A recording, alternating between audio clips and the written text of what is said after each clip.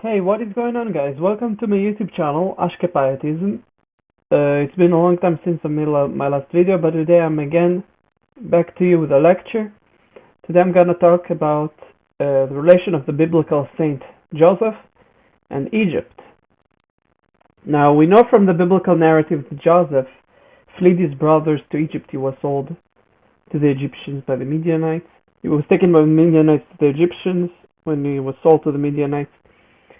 And he settled in Egypt, and a number of things happened, and he became the king of Egypt. That is a narrative that is portrayed in the ending of the book of Genesis. Now, of course, that this narrative has very, very deep implications about the relation between Judah and the crown of Israel, because something that is implicated in the Genesis narrative is that the house of Joseph is the regal house of Israel and not the house of Judah. But that's a very deep mystery that is not relevant to our video today. But today I'm gonna talk to you about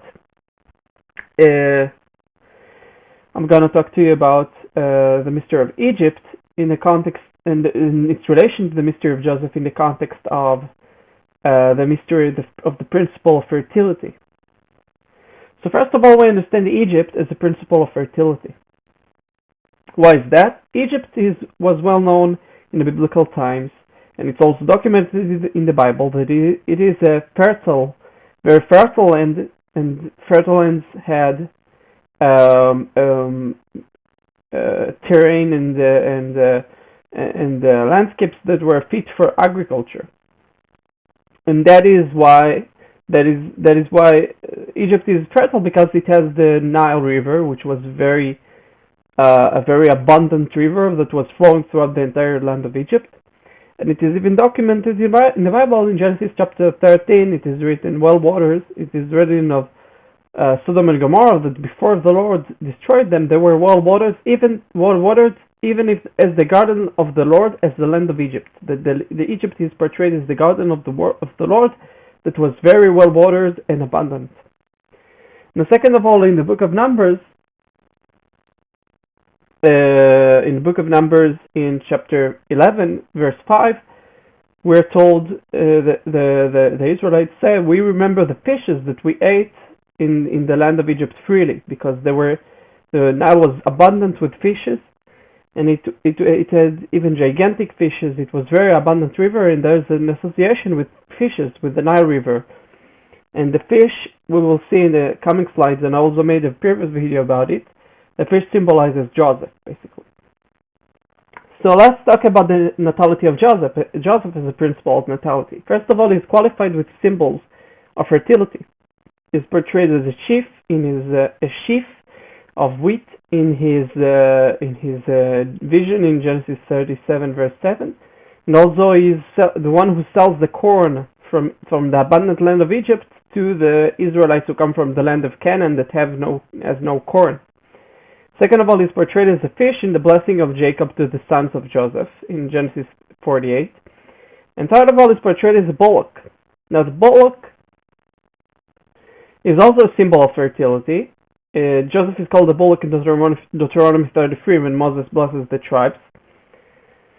And the bullock is a symbol of fertility. This is why the Israelites made the golden calf, because they understood the Lord of the Exodus as a fertile deity of fertility. So these are the symbols that qualify Joseph, that all symbolize fertility, natality, and abundance, natural abundance. Now, second of all, we know that Joseph retained his seed from Potiphar's wife. That is why the rabbinic traditions portray Joseph as the principle of natality, because he abstained from wasting his seed in fornication. So this is also a reason that Joseph is qualified as the principle of natality. So we see here that there are a number of qualifications that are shared by Joseph and Egypt. That is the association with natural abundance, with multitude, with fertility and natality. Now, first of all, Egypt is portrayed as the haven of the Messiah. For example, Jesus flees Herod to Egypt in Matthew chapter 2. Jeroboam flees Solomon to Egypt in First Book of Kings chapter 11, and Joseph flees to Egypt from his brothers in Genesis 37. That is the common point between those three messianic figures, which are understood as antitypes one of the other, and that the fleeing of the Messiah to Egypt signifies the exchange of roles between Judah and Egypt. That Judah or Jerusalem is portrayed as the real Egypt, as the spiritually is portrayed as Egypt in Revelation chapter 11. So this is the symbolic meaning of fleeing to Egypt. So to summarize this lecture, Joseph and Egypt both signify a principle of natality, abundance, and multitude.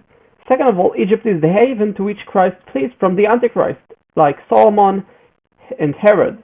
Yeah, in First Book of Kings, Jeroboam flees Solomon, and in Matthew chapter 2, Christ flees Herod, and Solomon and Herod are understood as types one of the other sins. Herod and Solomon both built the temple, and the Antichrist will be the one who builds the third temple, so he is understood as the antitype of Herod and Solomon. So this is